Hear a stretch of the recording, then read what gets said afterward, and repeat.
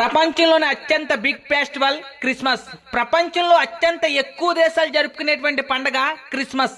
December నెల నుంచి, ముఖ్యంగా డిసెంబర్ 25 నుంచి 31 వరకు ప్రపంచంలో ఎక్కడో దిక్కున ఏదో ఒక చర్చిలో క్రిస్మస్ జరుగుతూనే ఉంటుంది.